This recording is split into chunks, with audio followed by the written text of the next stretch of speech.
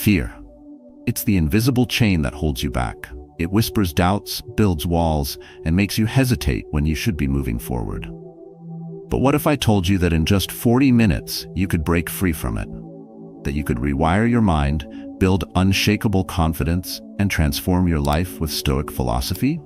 For centuries, the greatest Stoic philosophers, Marcus Aurelius, Seneca, Epictetus, mastered the art of resilience, mental clarity, and self-discipline. They understood something most people miss. Fear is not real unless you give it power.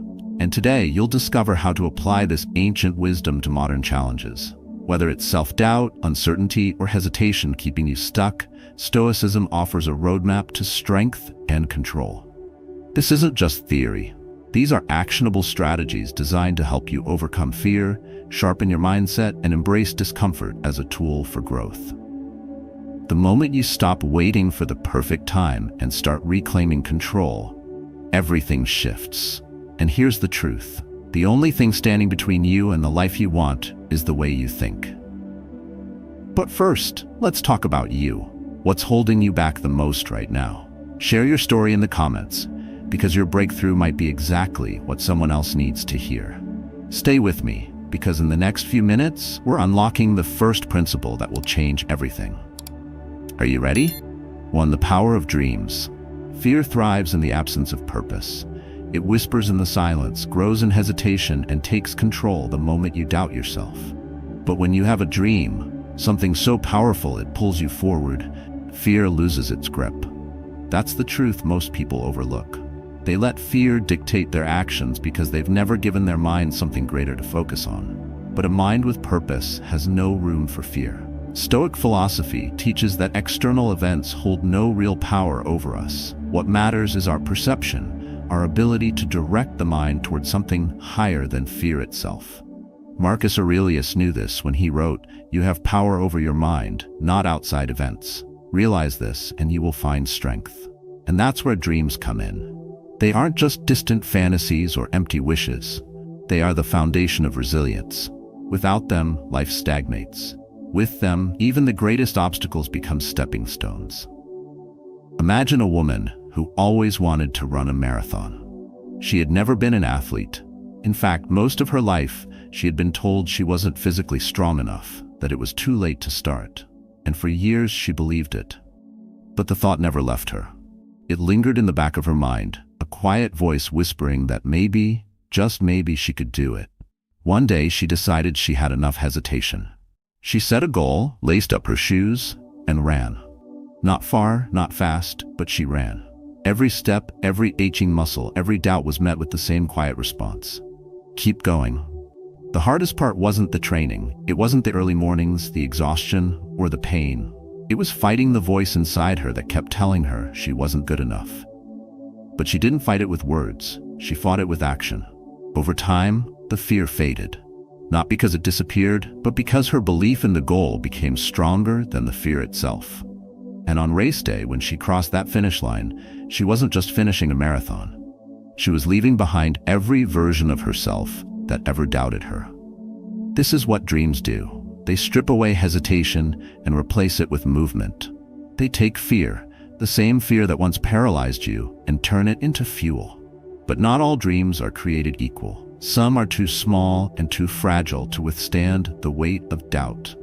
A dream that doesn't challenge you will never be enough to silence fear. It must be big enough to demand action, strong enough to push you forward, even when everything in you wants to stop. The Stoics understood this well. They believed that a life without a guiding purpose was a life wasted. Seneca wrote, "If a man knows not to which port he sails, no wind is favorable." Without direction, we drift. And drifting leads to fear, because the unknown is terrifying when you have nothing to anchor yourself to. But when you set your mind on a goal, one that matters, one that forces you to grow, fear loses its control. Because now, you're not running from something, you're running towards something. Think about the greatest transformations in history. They didn't happen because someone waited for the perfect moment, or because fear magically disappeared.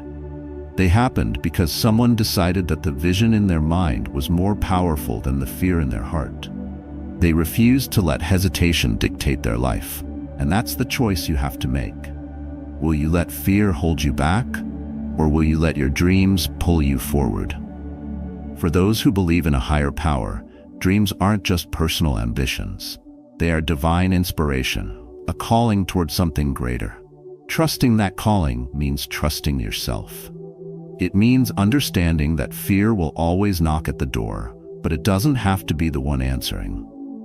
When fear retreats, clarity takes its place. The moment you commit to something bigger than yourself, the doubts begin to fade. They don't vanish overnight, but they lose their power. Because the mind, when given a purpose, stops searching for reasons to be afraid and starts looking for ways to move forward. And that is when transformation begins. There's a reason why people who achieve extraordinary things often say they have no other choice. When you are fully committed, failure is not an option. You don't question whether it's possible, you find a way to make it happen. That's what separates those who succeed from those who don't. It's not about talent, luck, or circumstances. It's about having a dream so strong that it drowns out every excuse, every doubt, every reason to quit. But not everyone around you will see what you see. The moment you choose to pursue something greater, you will meet resistance. Some will tell you it's impossible. Others will remind you of every reason why you will fail. Even the people closest to you, the ones who should believe in you the most, might be the ones who doubt you first. And that is why your environment matters. Because dreams don't just need belief. They need the right soil to grow. So what happens when the world around you doesn't support your vision? When the people in your life can't see the future you're working toward? That's where we go next. 2. Your environment shapes your potential dreams, give you direction, but your environment determines whether you move forward or remain trapped in place. The mind is powerful, yet it is also influenced by what surrounds it. A brilliant seed cannot grow in barren soil. A flame cannot survive in a space without oxygen. No matter how strong your will is, if your environment is toxic, it will suffocate your potential before it even has the chance to bloom. Stoic philosophy teaches that we are not controlled by external circumstances, but by our perception of them. Epictetus said, "Men are disturbed not by things, but by the view which they take of them." What does this mean? It means that while you may not control the world around you, you do control how you engage with it. If you find yourself surrounded by doubt, limitation, or negativity, you have a choice. You can accept it and allow it to define you, or you can seek a new space where your potential is not just recognized, but cultivated. Imagine someone born into an environment that never encouraged ambition. Maybe it was a small town where people settled for what was familiar, a family that believed in security over dreams, or a group of friends who mocked anyone who dared to reach for more. This person had aspirations, big ones, but every time they spoke of them, they were met with dismissal. That's not realistic. People like us don't do things like that. You should focus on something practical. Over time, those words became a cage. The dreams didn't die, but they dimmed, buried under the weight of doubt and expectation. But then something changed. One book, one conversation, one moment of clarity was all it took to see the truth. The environment wasn't a reflection of their limits. It was a reflection of those who had settled. And so they made a decision. They sought out mentors who thought differently, friends who challenged them, and spaces where ambition wasn't ridiculed but encouraged. They created a new environment, one where success wasn't an exception, but an expectation. And in doing so, their potential, once suffocated, finally had the space to breathe. Your surroundings influence not just your actions, but your beliefs. A lion raised among sheep begins to believe it is one. A mind constantly exposed to limitation internalizes it as reality. But just as a plant can be uprooted and placed into better soil, you too can change your surroundings. It may not be immediate, it may not be easy, but the alternative, staying where growth is impossible, is far worse. Seneca understood this well. He wrote, "Associate with those who will make a better man of you. Welcome those whom you yourself can improve. The process is mutual, for men learn while they teach." Who you surround yourself with matters. If you spend your time with people who complain, who focus on problems rather than solutions, who mock ambition and celebrate mediocrity, then no matter how strong your resolve is, their mindset will start to shape yours. But if you are surrounded by those who push you to be better, who challenge you to grow, who see obstacles as stepping stones rather than roadblocks, your potential expands. The challenge, of course, is that changing environments often means letting go. Letting go of old habits, old influences, and sometimes even old relationships. There will be resistance. People who feel comfortable where they are will not always understand why you refuse to settle. Some may try to pull you back, not out of malice, but because your growth makes them uncomfortable. But the path to transformation is not one of permission. It is one of choice. Think about a time when you felt stuck, not because of lack of effort, but because everything around you seemed to be working against your progress. Maybe it was a workplace where innovation was discouraged, a relationship where your ambition was seen as a threat, or a social circle where growth was met with skepticism. The truth is, you do not have to stay in spaces that no longer serve you. Growth requires movement. It requires stepping into environments that challenge you, that support you, that push you beyond what you thought was possible. It is easy to believe that we are products of our environment, that we are bound by where we come from, the people we know, or the circumstances we were born into. But Stoicism rejects that notion. It reminds us that while we cannot always choose where we start, we can always choose where we go next. It is not the environment that defines us, it is how we respond to it. The world is filled with people who never reach their full potential, not because they lack talent, but because they never left the spaces that held them back. Some never questioned the invisible walls around them. Others saw the walls, but feared what lay beyond them. And then there are those who refused to be caged. They stepped beyond their limits, beyond the comfort of the familiar, and found out what they were truly capable of. If you want to transform your life, you must first examine the space you are in. Does it fuel your growth, or does it keep you stagnant? Does it challenge you, or does it keep you comfortable? Does it reflect where you want to be, or where you've always been? Because your environment is not just where you live. It is what you accept, what you tolerate, and what you surround yourself with.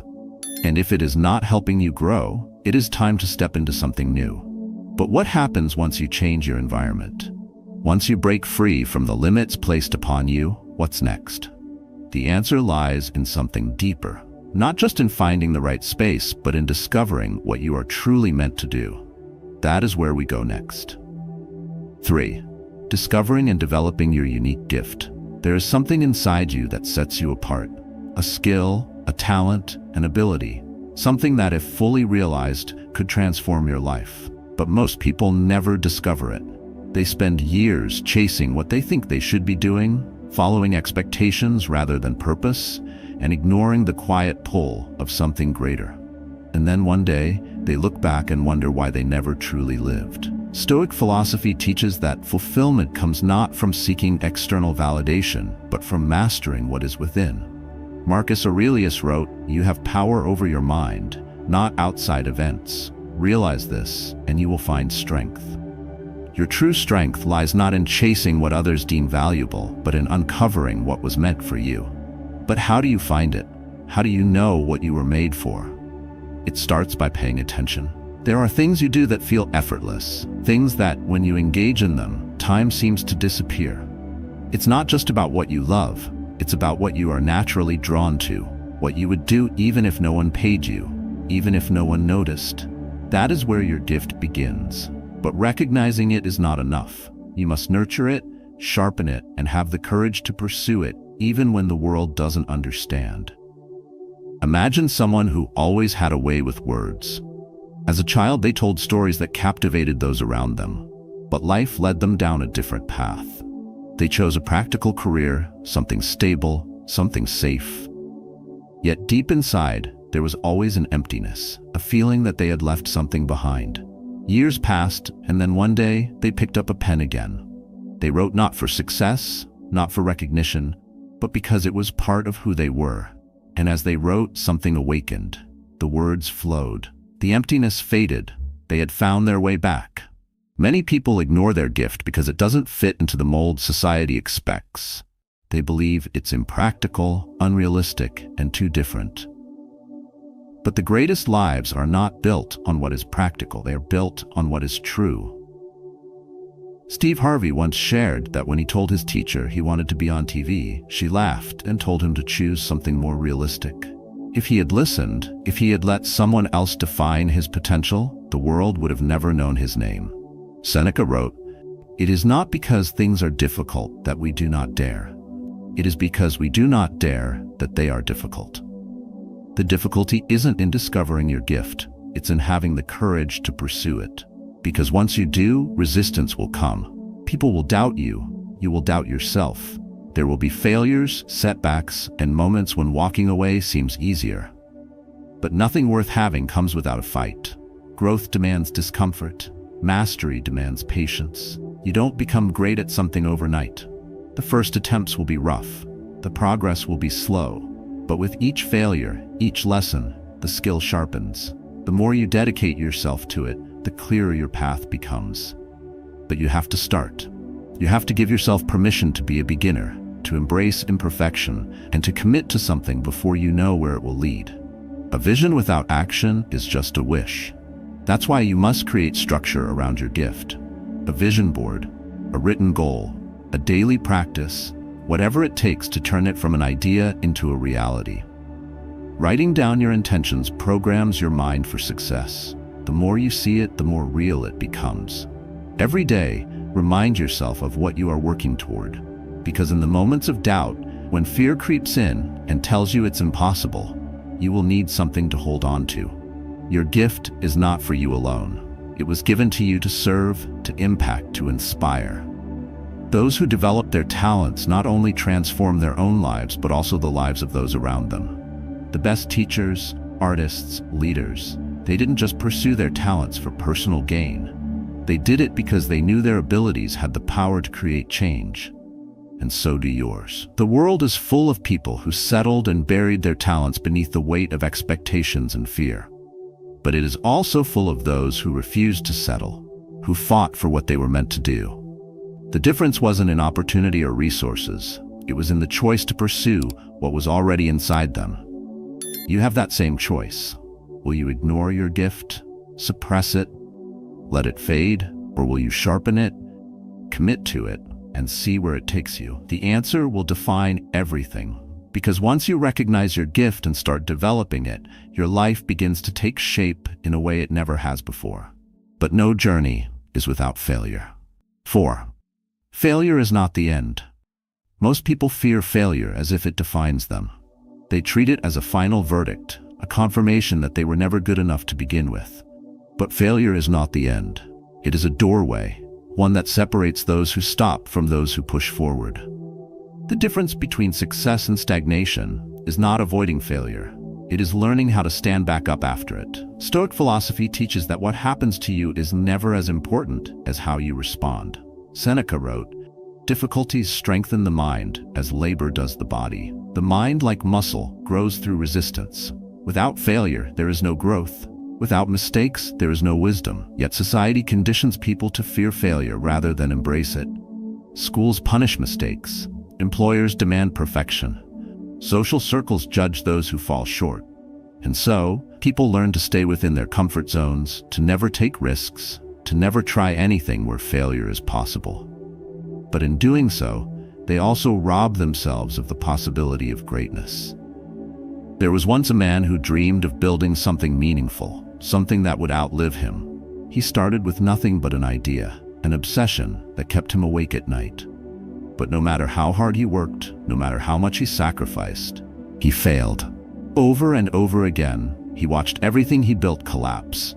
Every attempt was met with rejection. Every door was shut in his face. He lost money, he lost time, he lost confidence. And yet, he refused to stop. With each failure, he adjusted, refined, and learned. And then, after years of setbacks, something changed. The foundation he had built through failure became the very thing that made his success inevitable. That is how real transformation happens. Not through luck, not through shortcuts, but through relentless resilience. Those who succeed do not have fewer failures. They have more. They simply refuse to let failure be the end of their story. Epictetus reminds us, it's not what happens to you, but how you react to it that matters. Most people never reach their potential because they see failure as a stop sign rather than a signal to change direction. Yet, not all failure is the same. There is a difference between failure that leads to wisdom and failure that stems from a lack of self-awareness. Some chase a path that is not meant for them, mistaking passion for talent or desire for purpose. Passion alone is not enough. It can be deceptive, pulling people toward things they love but may never master. Meanwhile, true talent, often quieter, often overlooked, remains untapped. The greatest breakthroughs come when failure forces you to question whether you are on the right path. Think of the artist who spent years trying to make a career in music, only to realize that his true talent was in writing. Or the entrepreneur who failed at multiple businesses before realizing she was meant to teach, not build. Their failures were not setbacks. They were redirections, guiding them toward what they were actually meant to do. At the moment, failure feels like a loss. But in hindsight, it often reveals the truth, where you belong and what you are truly meant to pursue. The fear of failure often comes from the need for approval. People are afraid of looking foolish, of being judged, of disappointing others. But Stoicism reminds us that external opinions hold no real weight. Marcus Aurelius wrote, "You have power over your mind, not outside events." The world will always have something to say. Some will doubt you. Some will mock you. Some will be waiting for you to fail. But their voices mean nothing unless you give them power. What if failure was not something to fear, but something to expect? What if, instead of avoiding it, you embraced it as part of the process? Every setback, every rejection, every wrong turn, none of it is wasted. It sharpens you, it refines your approach. It builds the mental resilience that ensures you are unshakable when the right opportunity comes. There is no success without failure. There is no strength without struggle. The only way forward is through. Most people quit too soon. They give up right before their breakthrough. They mistake difficulty for impossibility. They assume that if something does not come easily, it is not meant to be. But mastery takes time. Confidence takes repetition. Even the most skilled, the most talented, the most disciplined, none of them started that way. They became who they were through failure after failure until their success was inevitable. The only real failure is refusing to try. The only true loss is never knowing what could have been. Regret is far heavier than failure. At least failure moves you forward. At least failure teaches you something. At least failure gives you a chance to begin again, wiser than before. When you stop fearing failure, you become unstoppable. You stop hesitating, you stop second-guessing, you stop needing everything to be perfect before you begin, because now you understand that every failure brings you closer. Every mistake carries a lesson. Every fall is followed by another chance to rise. But there is one thing failure requires: endurance. The ability to persist when everything tells you to stop. The strength to keep going when there is no evidence that success is near. 5. Success requires confidence and discomfort. Most people wait for confidence before they take action. They believe that once they feel ready, once fear disappears, once everything aligns, then they will move. But that moment never comes. Confidence is not the starting point, it is the result. You do not become confident by waiting. You become confident by acting, despite fear, uncertainty, despite discomfort. Stoic philosophy teaches that growth does not come from ease. Comfort does not shape strong minds. Adversity does. Epictetus said, "How long will you wait before you demand the best for yourself?" The truth is, if you wait for the perfect conditions, you will wait forever. Success belongs to those who step into discomfort, embrace the unknown, and are willing to risk looking foolish in the pursuit of something greater. There was once a man who stood before a crowd of thousands, ready to deliver the most important speech of his life. He had prepared for months. Every word had been rehearsed. But as he stepped onto the stage, his mind went blank. Fear took over. His hands trembled, his heart pounded. Every insecurity he had ever felt flooded his mind at that moment. He could have walked away. He could have let the fear win. But instead, he chose to speak. imperfectly, nervously, but with conviction. The words stumbled at first, but then something shifted. By the time he finished, the crowd was silent, hanging on to every word, and in that moment he realized something that would change him forever. Confidence was not about being fearless, it was about moving forward despite the fear. This is how every skill is developed. No one starts out great. No one steps onto a stage, into a new role, into a challenge, already equipped with mastery. Confidence is built through repetition, failure, through resilience. You cannot think your way into it. You must act. Marcus Aurelius understood this well. He wrote, "You have power over your mind, not outside events. Realize this, and you will find strength." Strength does not come from external validation. It comes from an unshakable belief in your ability to figure things out. And the only way to develop that belief is through experience. The more you expose yourself to discomfort, the more you prove to yourself that you can endure it. Most people avoid discomfort at all costs. They stay in jobs they hate, relationships that drain them, and routines that bring no growth, simply because they are afraid of uncertainty. But staying where you are uncomfortable is not the same as embracing discomfort for the sake of growth. One keeps you stagnant, the other moves you forward. Success requires choosing the latter. Think about the strongest people you know. They did not become that way by avoiding struggle. They became that way because they faced it again and again until struggle no longer intimidated them. They did not wait for the fear to fade before they took action. They acted despite it. There was a man who built his entire career on confidence, on speaking, on inspiring others. And then, in a single moment, he made a public mistake so big, so humiliating, that the world laughed at him. The internet replayed it, analyzed it, and turned it into a joke. He could have let it define him. He could have disappeared, let shame consume him. But instead, he did something unexpected. He owned it. He walked back onto that same stage, into the same spotlight, and faced the people who had mocked him. Not to defend himself, not to make excuses, but to keep moving forward, because that is what confidence looks like. Not perfection, not always getting it right, but refusing to let failure stop you. This is what separates those who succeed from those who don't. The ability to keep moving, even when fear is loud.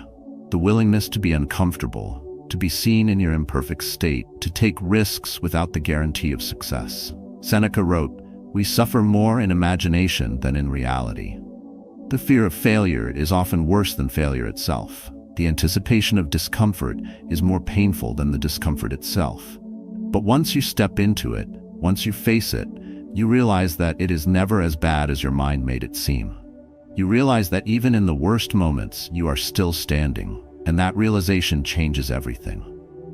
Some people spend their entire lives waiting for courage, waiting for certainty, waiting for the day fear no longer controls them. But that day never comes, not because they are incapable, but because they never take the first step.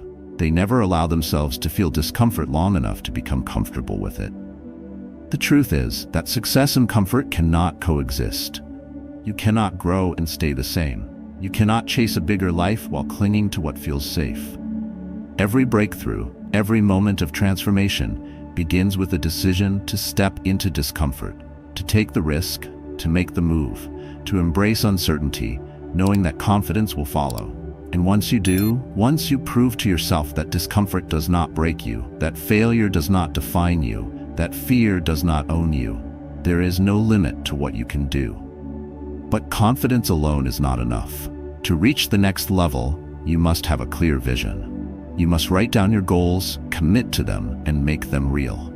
And that is where we go next. 6. Writing down goals strengthens belief. A goal that isn't written down is just a thought, an idea drifting in and out of your mind. It carries no weight, it demands no action. It fades the moment distractions take over. But the moment you put it on paper, something changes. It becomes real. It moves from imagination to intention. Stoic philosophy emphasizes clarity of thought and purpose. Marcus Aurelius journaled every day, not for others, but for himself, to remind his mind what mattered. He wrote, "If you are distressed by anything external, it is not the thing itself that troubles you, but your judgment about it."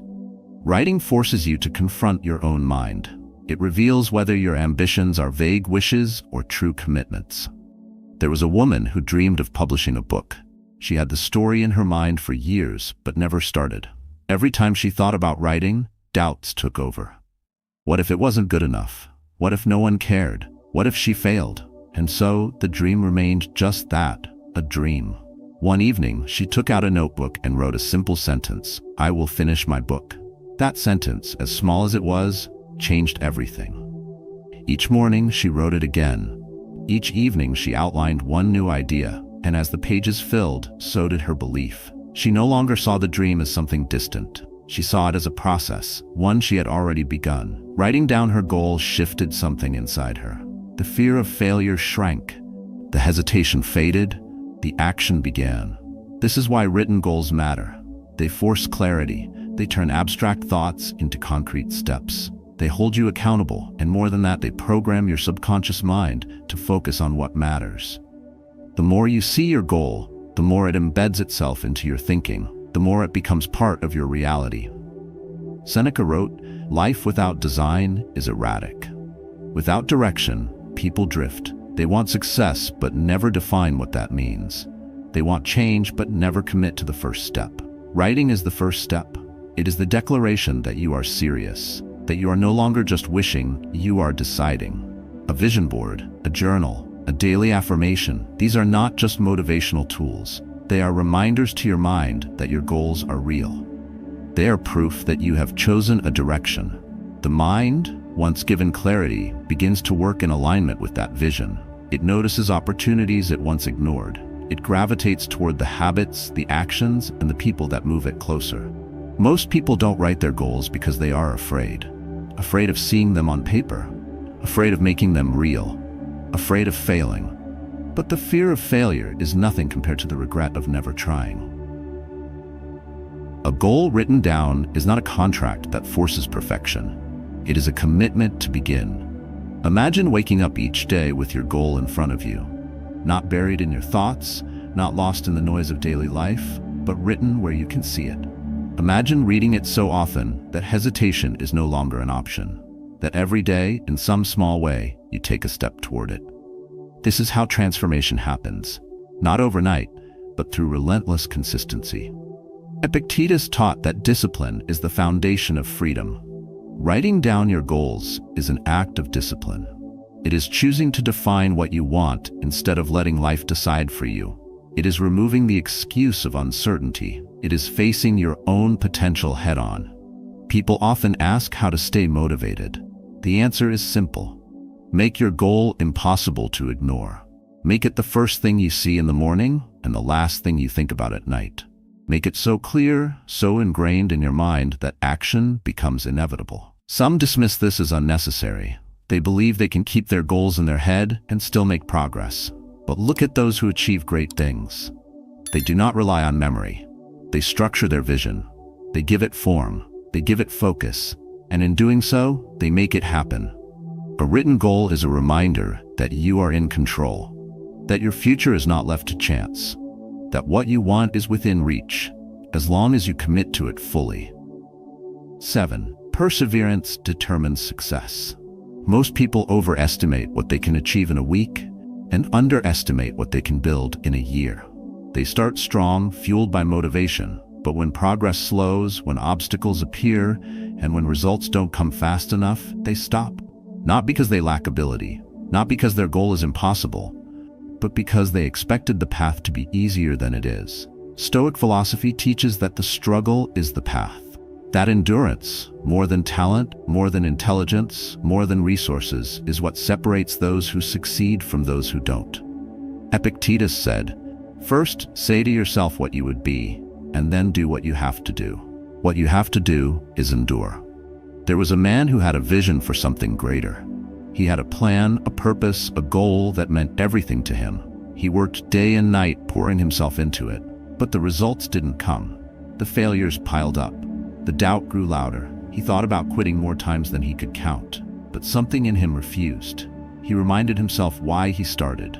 He embraced every setback as a lesson, every failure as fuel. And then, one day, after years of struggle, it happened. The breakthrough. the moment when everything shifted. People called him an overnight success, but there was nothing overnight about it. That is how success happens. It is never instant, it is never easy, it is built brick by brick by those who refuse to stop. Marcus Aurelius wrote, "You have power over your mind, not outside events. Realize this, and you will find strength." The mind will tell you to stop when things get hard. It will tell you it's not worth it, that it's taking too long, that maybe you weren't meant for this. But your mind is not your master. You are. Most people quit at 90%. They stop when they are almost there because they can't see the finish line yet. They assume that struggle means failure and that resistance means they are off track. But resistance is the proof that you are moving forward. The moment things get hard is the moment you must push harder. Seneca wrote, "Sometimes even to live is an act of courage." Some days, just continuing is the greatest act of strength. It is easy to keep going when results are visible, when progress is obvious, and when success feels near. But real perseverance is continuing when there is no proof yet. When no one is watching, when there is nothing but your belief in yourself. Think about the greats, the athletes, the creators, the thinkers who changed the world. Their success wasn't built on luck. It was built on their ability to endure failure longer than anyone else, to stay in the game when others left, to keep showing up when no one believed in them. But perseverance is not just about enduring hardship. It is about adapting, about learning, about growing through the struggle instead of being broken by it. The strongest people are not those who never fall. They are the ones who fall and rise, fall and rise, fall and rise, until standing is no longer a question. Most people avoid struggle. They seek the easiest route, the shortcut, the guarantee. But the easy path leads nowhere. The hard path, the one filled with obstacles, is the only one worth taking. It is where growth happens. It is where transformation occurs. It is where success is built, not in a moment, but in 1,000 small choices to keep going. There was a woman who spent years working on something that mattered to her. She saw no results for a long time. People told her to give up, to move on, to be realistic. But she didn't. She kept going, adjusting, improving, sharpening her craft. And then, one day, her work was recognized. The world called her brilliant. But she was not brilliant. She was relentless. That is the truth. The difference between those who make it and those who don't is not intelligence. It is not talent. It is not a resource. It is the ability to persist long enough for success to find them. Most will never know how close they were when they quit. How many times have they stopped just before the moment everything was about to change? But you do not have to be most people. You can choose to endure, to push forward, to trust the process even when you cannot yet see the result. Perseverance is what carries you when motivation fades. It is what keeps you moving when every excuse tells you to stop.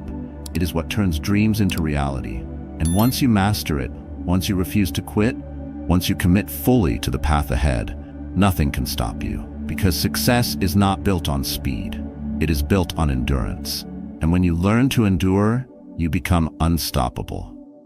Everything you seek, strength, clarity, confidence, already exists within you, but unlocking it requires action. The principles you've learned today are not just ideas, they are tools. Powerful, timeless tools designed to reshape the way you think, respond, and move through life. You now understand that fear fades when the purpose is strong, that your environment shapes your potential, and that your unique gift must be nurtured, not ignored. You've seen how failure is never the end, how confidence is built through discomfort, and why writing down your goals is the first step toward making them real. And more than anything, you now know that perseverance is the bridge between where you are and where you want to be. But knowledge alone changes nothing. Application is what transforms lives. Every principle here is meant to be practiced daily in small, deliberate steps. If you wait for the perfect time, you will wait forever. Growth happens in the moments you choose to act, even when it feels uncertain, even when progress seems slow. So start today. Write down your goal.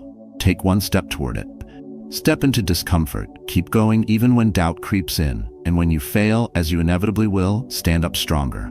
Because that is what Stoicism teaches, not to avoid difficulty, but to rise through it. Now it's your turn. What lesson from today resonated with you the most? How will you apply it in your own life? Share your story in the comments. You never know who you might inspire.